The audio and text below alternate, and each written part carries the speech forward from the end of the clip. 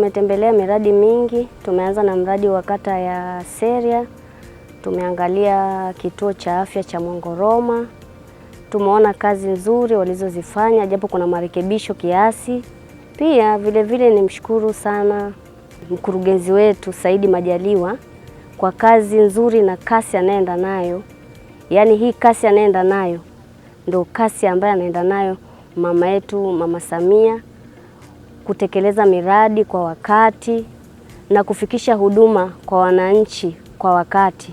Nampongeza sana pamoja na wafanyakazi wote wa halmashauri pamoja na wataalamu wetu wote wa halmashauri kwa kazi nzuri walioifanya, maana bila wao na ushirikiano wa mkurugenzi pamoja na wananchi tusingefika hapa leo. Baada ya kutembelea miradi kwenye ziara ya kamati ya fedha, kwa kweli kasi ya utekelezaji wa miradi ni nzuri, isipokuwa baadhi ya sehemu chache kumekuwa na changamoto ndogo ndogo ambazo zimechelewesha miradi, ikiwemo pamoja na swala zima la manunuzi, lakini hali ya usimamizi na utekelezaji wa miradi ni nzuri na kwenda vizuri. Miongoni mwa vitu ambavyo vinanifurahisha sana ni hii shule ya amali.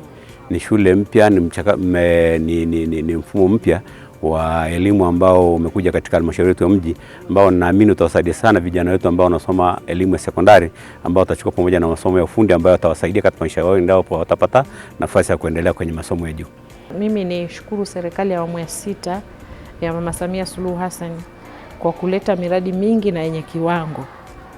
Kama ambavyo tumetembelea miradi yetu, tumeona madarasa yaliyojengwa, tumeona josho, tumeona majengo ya mama na mtoto yanakwenda kukarabatiwa, lakini pia tumefika kwenye shule yetu ya amali ambayo kwa sasa hivi imepokea na wanafunzi wapo na wanaendelea kusoma.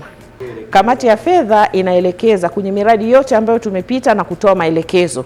Kwanza kabisa kwenye miradi yote ambayo tumepita, miti ipando ya kutosha kwa msimu huu wa mvua, lakini maelekezo yote yaliyotolewa katika kukamilisha miradi basi yakamilishwe, na pale inapotokea changamoto basi wawasiliane na ofisi ya mkurugenzi mara moja ili kukamilisha changamoto hiyo na kuweza kukamilisha miradi yetu kwa wakati. Kamati ya fedha na uongozi imefanya ziara na kukagua miradi. Nikiri kwamba tumepokea maelekezo ya kamati ya fedha, lakini pia ushauri wao tutauzingatia.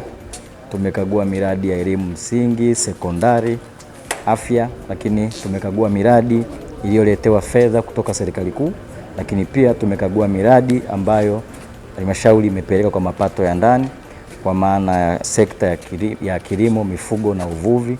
Tumepeleka milioni 25 Iyoli mnadani, tumepeleka milioni 13 ujenzi wa josho Bolisa. Mimi kama mkurugenzi na wataalamu wenzangu, maelekezo ya kamati ya fedha tumeyapokea, lakini pia tutaendelea kusimamia ubora wa miradi na ili ikamilike kwa wakati ili kutoa huduma kwa wananchi wetu.